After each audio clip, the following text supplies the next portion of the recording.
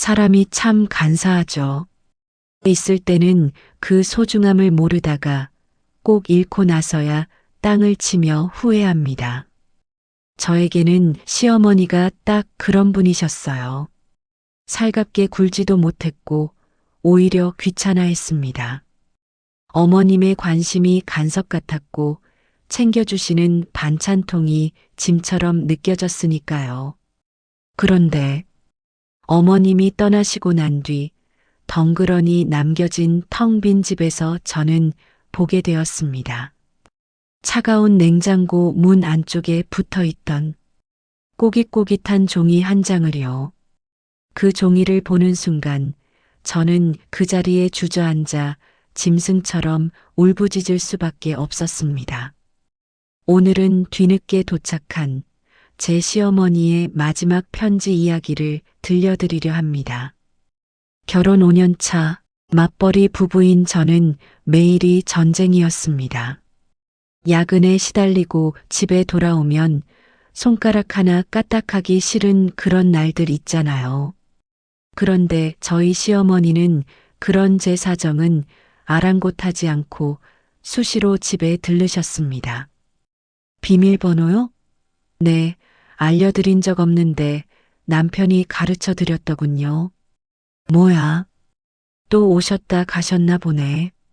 여보, 어머니 오늘 왔다 가셨어? 어, 엄마가 반찬 좀 해두고 가신다고. 왜? 또 뭐가 문젠데? 아니, 내가 냉장고 정리 좀 건드리지 마시라고 몇 번을 말해? 지난번에도 유통기한 남은 소스 다 버리셔서 다시 샀잖아. 그리고 반찬통 위치 좀 제발. 내가 쓰던 자리에 둬야 요리를 할 거 아냐. 현관문을 열자마자 진동하는 참기름 냄새가 싫었습니다. 싱크대 위에 물기가 흥건하게 남아있는 것도 행주가 엉뚱한 곳에 걸려 있는 것도 다 거슬렸어요. 제가 깔끔을 떠는 성격이기도 했지만 뭐랄까요? 제 영역을 침범당하는 기분이 들었습니다. 어느 날은 주말에 쉬고 있는데 어머니가 예고도 없이 들이닥치셨죠. 아가 자니? 내가 시장 갔다가 쪽파가 너무 실해서 파김치 좀 담갔다. 문 앞에 두고 갈까 하다가 어머니 저 지금 자다 깼어요. 그냥 경비실에 맡기시지. 일단 들어오세요. 어머니는 제 눈치를 살피며 현관에 엉거주춤 서 계셨습니다. 낡은 꽃무늬 보따리를 든 손은 거칠었고 파김치 냄새가 훅 끼쳐왔죠. 저는 그게 고맙기보다 또 냉장고 정리해야겠네 하는 생각부터 들었습니다.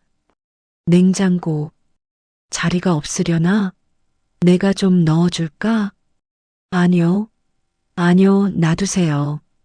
제가 알아서 넣을게요. 어머니가 넣으면 저 나중에 못 찾아요. 제발이요. 그때 어머니의 표정을 기억합니다. 무안에서 입을 다물고 잡고 있던 보따리를 스르르 놓으시던 그 손. 그래, 알았다. 쉬는데 미안하다. 그 뒷모습이 왜 그렇게 작아 보였는지 그때는 몰랐습니다. 그저 이제 좀 쉬겠네 하며 안도했을 뿐이었죠. 저는 정말 못된 며느리였습니다. 그 일이 있기 일주일 전이었습니다. 회사에서 정말 안 좋은 일이 있었어요. 상사한테 깨지고 거래처 클레임 터지고 머리가 지끈거리며 퇴근했는데 집에 오니 또 냉장고가 엉망이 되어 있는 겁니다.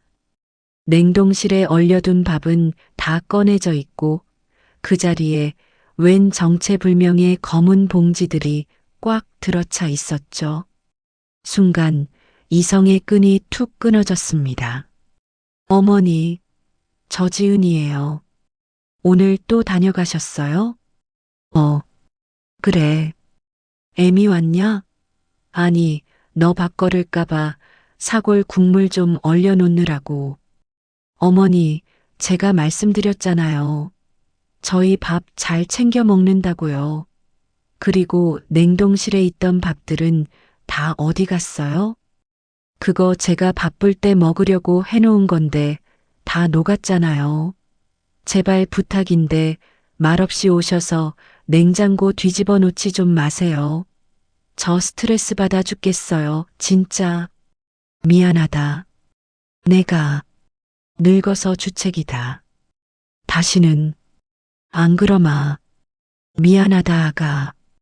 그게 마지막이었습니다. 미안하다는 말. 그 말이 어머니가 제게 남긴 육성이 될 줄은 꿈에도 몰랐습니다. 그 전화를 끊고 3일 뒤 남편에게 전화가 왔습니다. 어머니가 시장에서 장을 보고 돌아오시다가 심장마비로 쓰러지셨다고. 병원에 도착했을 땐 이미 손 쓸 수 없는 상태였다고 말이죠. 장례식은 어떻게 지나갔는지 기억도 안 납니다. 저는 죄인처럼 영정사진만 바라봤습니다. 사진 속 어머니는 환하게 웃고 계신데 저는 그 눈을 마주칠 수가 없었어요. 귀에 쟁쟁하게 울리는 건 미안하다던 그 마지막 목소리뿐이었습니다. 어머니 잘못했어요. 제가 잘못했어요. 상복을 입고 아무리 빌어도 어머니는 대답이 없으셨습니다. 발인을 마치고 일상으로 돌아온 첫날 밤이었습니다. 집은 무서울 정도로 조용했습니다. 남편은 방에 틀어박혀 울고 있었고 저는 거실에 홀로 앉아 있었습니다. 목이 너무 말랐습니다. 울다 지쳐서인지 속이 타들어가는 것 같았죠. 비틀거리는 걸음으로 부엌에 갔습니다. 그리고 무심코 그 문제의 냉장고 문을 열었습니다. 차가운 냉기가 얼굴로 훅 끼쳐왔습니다. 멍하니 내부를 바라보다가 저는 보았습니다. 냉장고 문 안쪽 계란 놓는 칸 옆에 누런 달력 종이를 찢어붙인 메모가 있었습니다. 평소라면 눈길도 안 줬을 텐데 그날따라 그게 눈에 박혔습니다. 스카치 테이프로 덕지덕지 붙여놓은 종이. 거기엔 어머니의 그 삐뚤빼뚤한 악필로 무언가가 빼곡히 적혀 있었습니다. 저는 그 메모를 읽어내려갔습니다. 그것은 단순한 메모가 아니었습니다. 살림이 서툰, 그리고 항상 바쁘다고 짜증만 내는 며느리를 위한 냉장고 지도였습니다. 지은아, 너가 바빠서 냉장고 뒤질 시간도 없을까봐 애미가 정리를 좀 했다. 화내지 말고 읽어보거라. 첫 번째 칸 우리 며느리 좋아하는 멸치볶음. 이번엔 설탕 좀 덜 넣고 호두 많이 넣었다. 달지 않으니까 팍팍 먹어. 두 번째 칸 김치찌개용 돼지고기. 너가 칼질하기 귀찮아 하길래 내가 한번 먹을 만큼씩 썰어서 비닐에 싸놨다. 그냥 툭 털어넣고 끓이기만 해라. 야채 칸 파란 봉지 콩나물이다. 이건 빨리 상하니까 오늘 내일 꼭 무쳐 먹어라. 소금 간만 살짝 하면 된다. 글씨를 읽어내려가는 제 눈에서 눈물이 툭 하고 떨어져 종이를 적셨습니다. 어머니는 제 잔소리를 들으면서도 몰래 이 지도를 그리고 계셨던 겁니다. 제가 못 찾을까봐, 상한 음식 먹을까봐. 그리고 메모의 맨 아래쪽에는 빨간색 볼펜으로 덧붙인 글이 있었습니다. 아마도 저와 마지막 통화를 하고 나서 몰래 와서 적어두신 것 같았습니다. 아가, 냉동실에 사골 국물. 밥알이 씹혀야 힘을 쓰지. 국물에 밥 말아 먹고 출근해라. 그리고 자꾸 와서 귀찮게 해서 미안했다. 애미는 너 밥 굶는 게 제일 걱정이다. 우리 며느리 일하느라 고생 많지? 사랑한다. 저는 냉장고 문을 붙잡고 그 자리에 주저앉아 통곡했습니다. 남편이 놀라서 뛰어나올 때까지 저는 짐승처럼 울었습니다. 어머니가 어지럽힌 게 아니었습니다. 정리해 주신 거였어요.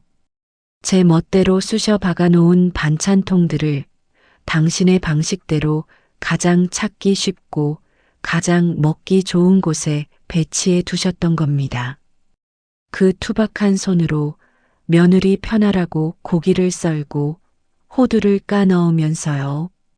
저는 떨리는 손으로 냉장고에서 멸치볶음통을 꺼냈습니다. 뚜껑을 여니 고소한 냄새가 났습니다. 맨손으로 멸치를 집어 입에 넣었습니다. 짭조름하고 달달한 익숙한 어머니의 맛. 눈물 콧물이 범벅이 되어 밥도 없이 멸치를 계속 집어 먹었습니다. 목이 메어 넘어가지도 않는데 꾸역꾸역 삼켰습니다. 이게 어머니가 제게 준 마지막 밥상이라는 걸 알았으니까요. 맛있어요. 어머니, 너무 맛있어요. 제가 잘못했어요. 다시 오시면 제가 밥 차려드릴게요. 제발 한 번만. 하지만 대답해줄 어머니는 이제 계시지 않습니다. 그날 밤 저는 어머니가 남겨주신 지도를 따라 사골국을 데우고 콩나물을 무쳤습니다. 남편과 마주 앉아 말없이 밥을 먹었습니다. 우리가 먹는 건 밥이 아니라 어머니의 살과 피 같은 사랑이었습니다. 지금도 저희 집 냉장고 문에는 그때 그 메모가 코팅되어 붙어 있습니다. 빛바랜 종이 속 사랑한다는 그 글귀가 저를 지탱해 줍니다. 살다 보면 가장 소중한 사람에게 가장 모질게 굴 때가 있습니다. 가족이니까 이해하겠지라는 착각 속에 상처를 주기도 하죠.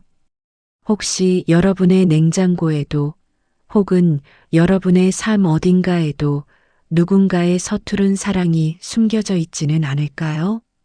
귀찮다고 잔소리라고 밀어내기 전에 한 번만 더 자세히 들여다보세요.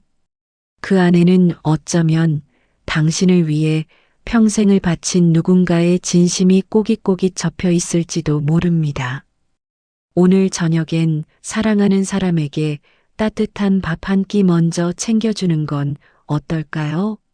더 늦기 전에 말이죠. 감사합니다.